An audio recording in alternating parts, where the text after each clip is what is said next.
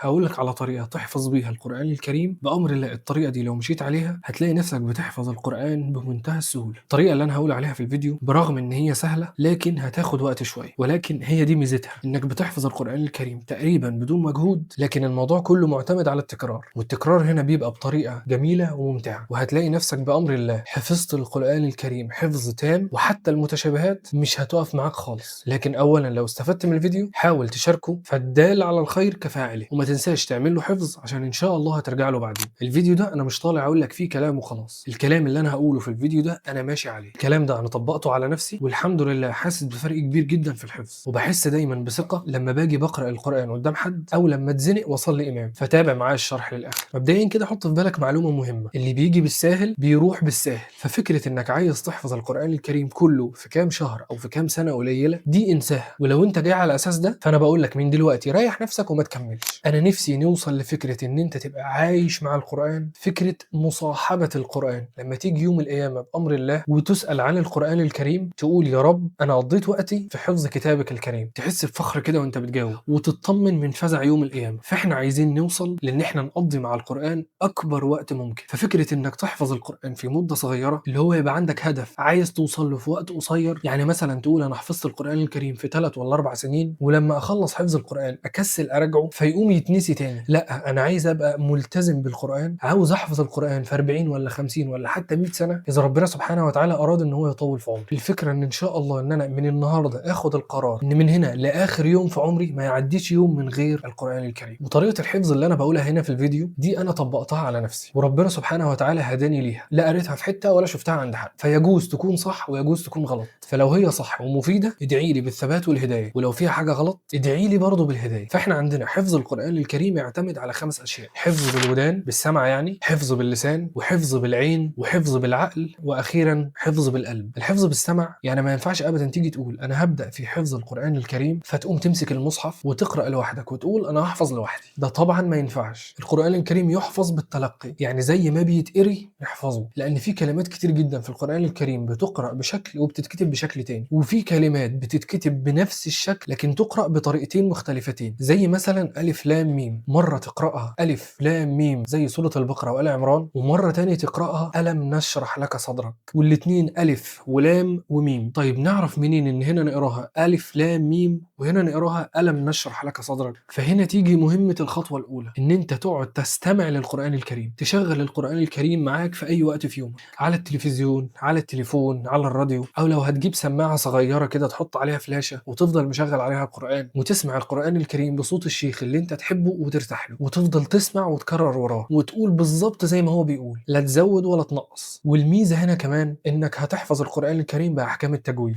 ومن غير ما تقرا سطر واحد في قواعد التجويد. طيب اسمع مين من المشايخ؟ المشايخ القدام ولا القراء الجداد؟ لو هتسالني فانا هنصحك نصيحه، خليك مع مدرسه القراء المصريه. احنا الحمد لله عندنا في مصر مخرجين اساطير في قراءه القران الكريم، الحصري والمنشاوي وعبد الباسط ومحمد رفعت والطبلاوي وغيرهم كتير. ولو هتيجي تسالني عن رايي انا الشخصي، انا بحب جدا الشيخ الحصري وبرتاح لسماعه جدا، ما شاء الله عليه مسطره في احكام التجويد، متهيألي محدش يقدر يطلع عليه غلطه واحده بس في احكام التجويد او في مخارج الحروف ولا في المدود ولا في الادغام ولا في الاقلاب ولا في الغنن، حاجه مش طبيعيه سبحان الله. لكن ده طبعا ما يقللش من المشايخ التانيين، كل واحد ورايه، واللي انت ترتاح فيه اسمع له، الموضوع كله راحه نفسيه مش اكتر. طيب سمعت القران الكريم وودنك خدت على نطق الحروف والكلمات زي ما سمعتها من المشايخ بالظبط، يجي هنا بقى دور الحفظ باللسان. عمرك صليت ورا شيخ ولقيته بيغلط في الفاتحه؟ انا متهيالي عمرها ما حصلت معايا، حتى لو الشيخ نفسه وهو بيصلي كان سرحان ممكن يغلط في اي سوره تانية غير الفاتحه. طب اشمعنى الفاتحه صعبه يغلط فيها؟ متهيالي ده بسبب التكرار، وان لسانه حافظ الصوره. واحد اقل شيء بيكرر سوره الفاتحه في اليوم تقريبا 18 مره، مرتين في الصبح واربعه في الظهر واربعه في العصر وثلاثه في المغرب واربعه في العشاء، ولو زودت عليهم 12 ركعه بتوع السنن المؤكده يعني انت بتتكلم في حوالي 30 مره. تخيل صوره بتتكرر معاك في اليوم من 18 ل 30 مره، صوره بتكررها في اليوم بالعدد ده تقريبا مستحيل تغلط فيها. حتى انت لما تبقى حافظ ايه ولا اتنين من القران ودايما تكررها او بتصلي بيها كتير، تلاقيك في اوقات ماشي مع نفسك بتدندن فيها، واوقات كتير بتدندن فيها وانت مش حاسس اصلا. وده بسبب ايه؟ ان لسانك حافظ الايه دي. طيب حفظت القران بودانك وعرفت بيتنطق ازاي وكررت الحفظ لحد ما لسانك حفظ الايات، تيجي الخطوه الثالثه تحفظ بعينك.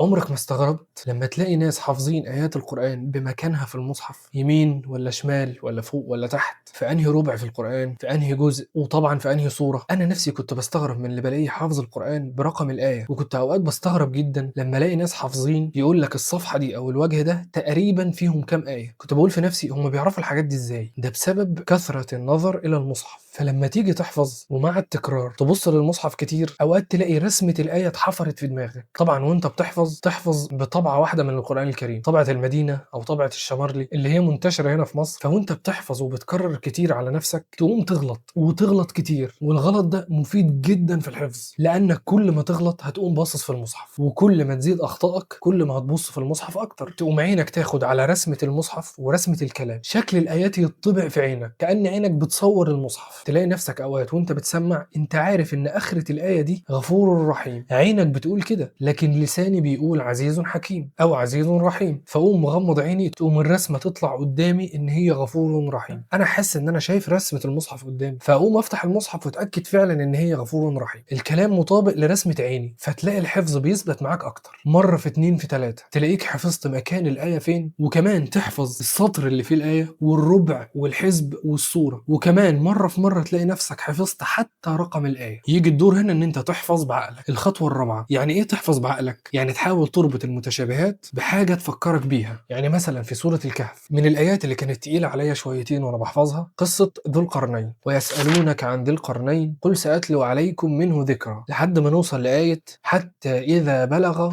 طيب أنا مش فاكر مغرب الشمس ولا مطلع الشمس ولا بين السدين، لحد ما ربنا سبحانه وتعالى أنعم عليا بفكرة. قلت في بالي هو احنا المفروض واحنا بنقرأ سورة الكهف بنقراها كل جمعة، يعني مرة في الأسبوع، على الأقل مرة في الأسبوع، عشان الحديث الشريف من قرأ سورة الكهف في يوم الجمعة أضاء له من النور ما بين الجمعتين. يعني اللي بيقرأ سورة الكهف مرة كل جمعة ربنا سبحانه وتعالى بينعم عليه بنور بين الجمعتين، النور ده ينور له حياته وينور له بصيرته فضل من الله سبحانه وتعالى، طول ما هو متعود يقرأ سورة الكهف في كل جمعة. طيب وقت الجمعة ده بيبدأ امتى؟ من مغرب الخميس، من ليلة الجمعة. يعني أنا مثلا صحيت النهاردة الفجر ببص في النتيجة لقيت النهاردة الخميس، فأبدأ أقرأ سورة الكهف ولا أستنى للمغرب؟ أقصد يعني لو أنا قريتها في الفجر بتاع يوم الخميس كده هيوافق ثواب الحديث؟ لا، هو ثواب الحديث محدد بين الجمعتين، يعني أول ما مغرب الخميس يأذن فهنا أبدأ أقرأ سورة الكهف. فأنا ببدأ قراءة سورة الكهف من مغرب يوم الخميس. فنرجع تاني بقى لقصة ذو القرنين، اتحفظت في دماغي إن الأول حتى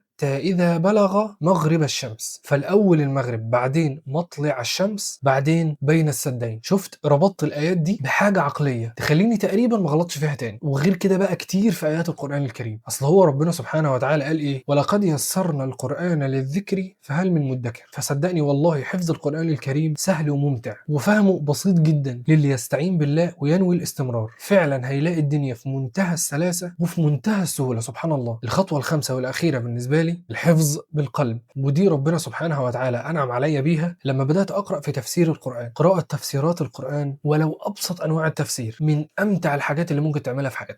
أنت لو خصصت في يومك كده كل يوم ربع ساعة بس تقرأ في تفسير الجزء اللي أنت بتحفظه هتحس بفرق مش طبيعي في الحفظ. فرق كبير جدا بين إن أنت تحفظ حاجة أنت مش عارف هو بيقول إيه، وبين إنك بتحفظ حاجة أنت بدأت تفهمها وتعي معناها. هيبقى معاك قوة في الحفظ جدا، وهيفرق معاك في المتشابهات بشكل مش طبيعي. مثال برضه في سورة الكهف، قصة سيدنا موسى والخضر عليهما السلام. هو بدأ بالسفينة، بعدين الولد، بعدين القرية. بعد ما بوظ السفينة فسيدنا موسى بيقول له أخرقتها لتغرق أهلها لقد جئت شيئا إمرا. فسيدنا الخضر بيقول له قال ألم أقل إنك لن تستطيع معي صبرا. وفي الولد سيدنا موسى بيقول له لقد جئت شيئا نكرا. فسيدنا الخضر بيرد عليه فبيقول له قال ألم أقل لك إنك لن تستطيع معي صبرا. أول واحدة قال ألم أقل إنك لن تستطيع معي صبرا، والتانية بيقول له قال ألم أقل لك إنك لن تستطيع معي صبرا. وفي الآخر بيقول له سأنبئك بتأويل ما لم تستطع عليه صبرا. في آخر القصة خالص بيقول له ذلك تأويل ما لم تستطع عليه صبرا. طب إيه اللخبطة دي؟ أنا أحفظها إزاي؟ لقيت قدامي معلومة لغوية قرآنية حلوة جدا. المعلومة بتقول كلما زادت المباني زادت المعاني. يعني مثلا واحد يجي يسألني هو أنت مش بتكلمني ليه؟ أنا أرد أقول له أصل أنا زعلان. ومرة تانية حد يجي يسألني أنت مش بتكلمني ليه؟ أقول له أصل أنا زعلان منك. ومرة تالتة أقول له أصل أنا زعلان زعلان منك جدا، كل ما احط كلمه او حتى حرف تحس ان الزعل زاد او قل، على حسب انا شلت كلمه او نقصت كلمه او حطيت حرف او نقصت حرف. فهنا بقى في الاول في السفينه بيقول له قال الم اقل انك لن تستطيع معي صبرا. هو سيدنا الخضر هنا لسه ما بداش يتضايق، هو عذر سيدنا موسى عشان دي طبيعه البشر وده نبي واكيد هينكر الخطا، فالنبي شاف حاجه غلط لازم يتكلم عليها. فانا حسيت هنا ان سيدنا الخضر تمالك نفسه شويه وراح قال له هو انا مش قلت مش هتقدر تستحمل اللي هتشوفه؟ فلما جه في الولد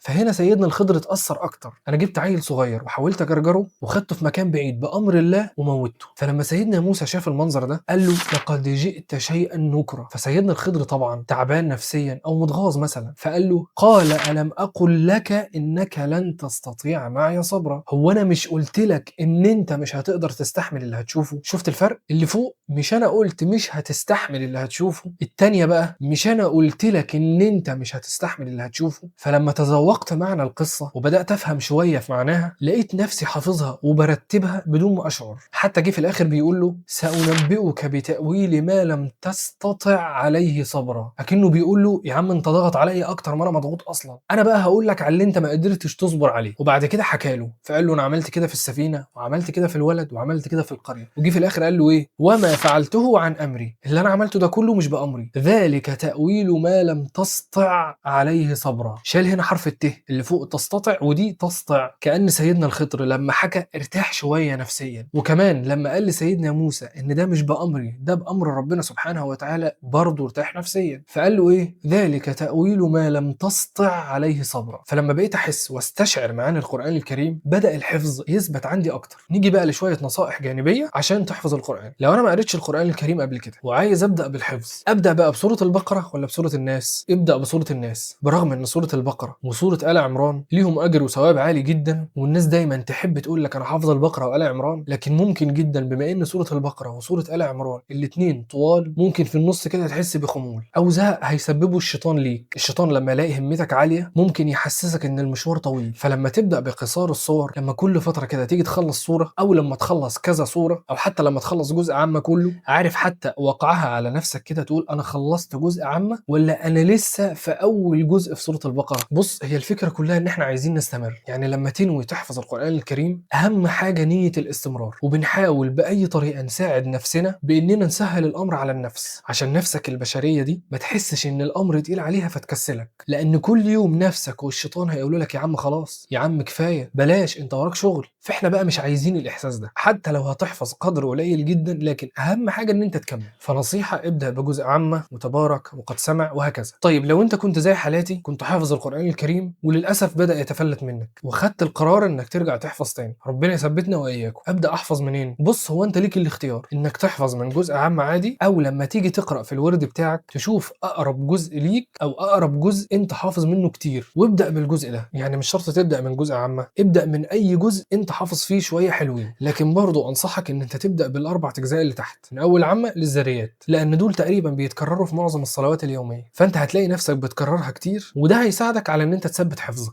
طيب بدأت مثلا بجزء تبارك او جزء المجادلة او قد سمع، برضو ابدأ بالصورة اللي انت تحس ان انت حافظها اكتر، ومش شرط الترتيب، ابدأ بالحاجة السهلة على نفسك لحد ما تتعود ان انت ليك ورد في اليوم هتحفظه او هتقراه، وبعد كده كمل بالترتيب. طب خلاص انت حبيت تبدأ من سورة البقرة، احنا متفقين ان انت لازم يكون ليك ورد يومي على الاقل جزء في اليوم، اقل حاجة جزء. فهو انا بقرأ الورد بتاعي هلاقي فيه ايات سهلة انا مثلا بسمعها من المشايخ في الصلاة او انا كنت حافظها قبل كده، ابدأ بالايات دي. يعني مثلا في سورة البقرة في الربع الثاني واذ قال ربك للملائكة اني جاعل في الارض خليفة، الايه دي بتتكرر كتير قوي، المشايخ بيقروا بيها كتير في الصلاة، فانا حسيت ان انا حافظ الكام ايه دول او سهلين على لساني، احفظ دول. يعني ما امشيش بترتيب الايات وانا بحفظ القرآن، لا مش لازم، احفظ ايه من النص او اتنين عادي جدا، وبعد كده هات ايه قبلها وهات ايه بعدها وارجع تاني من اول بالترتيب، وبعدين اربط الجزئين مع بعض. والموضوع ده انا مش مخترعه ولا حاجة، ده اصلا كان طريقة حفظ الصحابة للقرآن، لان القرآن الكريم كان بينزل على فقرات وكان بينزل نزل على قلب النبي صلى الله عليه وسلم على فقرات، يعني ما نزلش قطعة واحدة. فالنبي صلى الله عليه وسلم كان يجيب الصحابة أو كتبة الوحي يقول لهم الآية دي نزلت وحطوها في السورة الفلانية قبل الآية الفلانية أو بعد الآية الفلانية. ودي أصلا الحكمة إن القرآن الكريم نزل على فقرات، كذلك لنثبت به فؤادك، لتثبيت فؤاد النبي صلى الله عليه وسلم. والطريقة دي لما أنت تحفظ بغير ترتيب الآيات بتخلي مخك يبذل مجهود أكتر وأنت بتحفظ، فهتفرق معاك جدا في الحفظ وخصوصا في المتشابهات. لكن لازم تربطهم ببعض حاجة تانية، والحاجة دي هتخليك فعلا تحفظ القرآن الكريم تقريبا من غير ما تحس، اللي هي وانت بتحفظ القرآن سواء بدأت من البقرة أو من جزء عامة أو من أي جزء في النص، بجانب الورد اليومي ليك اللي احنا اتفقنا إن هو تقريبا يبقى أقل حاجة جزء، تخلي ليك ربع أو اتنين من القدر اللي انت بتحفظه تقراهم يوميا. يعني أنا مثلا بحفظ من جزء عامة، بدأت في سورة عامة وعندي ورد يوميا من القرآن جزء، فالورد بتاعي النهارده مخليني أقرا جزء تبارك أو جزء قد سمع أو جزء الذريات، أبقى عامل حسابي إن أنا بعد ما أخلص الجزء أو الورد بتاعي في اليوم أقرا سورة عامة وسورة النازعات مثلا، أقراهم كل يوم بشكل مستمر، هلاقيني تلقائيا بحفظ سورة عامة وسورة النازعات من غير ما ابذل مجهود، ما أنا كده كده بقراهم كل يوم. فهتلاقي الدنيا معاك سهلة جدا جدا جدا وأنت بتحفظ. ولو عرفت تقرا الربع والاتنين دول مرة أو مرتين في اليوم أو حتى أكتر يا ريت. المهم السورة اللي أنت بتحفظها أو الشوية اللي أنت بتحفظهم يتكرروا معاك يوميا. طيب وأنا بحفظ آخد في الجزء وقت قد إيه؟ يعني أحط لنفسي وقت قد إيه في الجزء أو تارجت، يعني أخلص فيه الجزء اللي أنا بحفظه شهر ولا اتنين مثلا. بص يا سيدي، حط في بالك ان انت مالكش سقف، مفيش وقت محدد. زي ما قلت لك في الاول، اللي بيجي بالساهل يروح بالساهل. فانت لما تاخد وقتك في الجزء وتفضل تكرره وتحفظه بالخمس حواس اللي انا قلت لك عليهم، هتلاقي نفسك متمكن جدا من الحفظ. وبعد فتره لما تخلص الجزء اللي انت حفظته وتيجي تراجع عليه بعدين، هتلاقي نفسك مش ناسيه. على سبيل المثال انا نفسي في الجزء الرابع في جزء الذاريات، انا ما كنتش متصور يعني ايه بني ادم طبيعي زينا يحفظ سوره الرحمن دي من غير اخطاء، يسردها كده كلها من غير ولا خطأ. ازاي يعني، كمبيوتر ده ولا ايه؟ او مثلا سورة الطور، سورة الطور دي وانا بحفظها لقيت فيها تقريبا ما لا يقل عن 9 متشابهات، وباقي الجزء ده نفسه مليان متشابهات. تخيل انا واخد في الجزء ده عشان احفظه حوالي سنة و3 4 شهور في جزء واحد بس، واللي هو انا كنت اساسا حافظه قبل كده. بس الحمد لله وبفضل الله مع شوية تركيز انا ممكن اسرد من اول سورة الذاريات لحد اخر الحديد كلها من غير ولا غلطة. سورة الرحمن اللي انا كنت فاكر ان مفيش حد طبيعي يقدر يحفظها من غير ولا غلطة، بقيت حافظها كويس جدا جدا جدا. ومن كتر ما انا كنت مركز وانا بحفظها كان عندي استعداد ان انا اقول الايات كمان بالعكس، يعني ابدا بيه تبارك اسم ربك ذي الجلال والاكرام وافضل اقول لك الايه اللي قبل منها ايه والايه اللي قبل منها ايه لحد ما اوصل لحد الرحمن.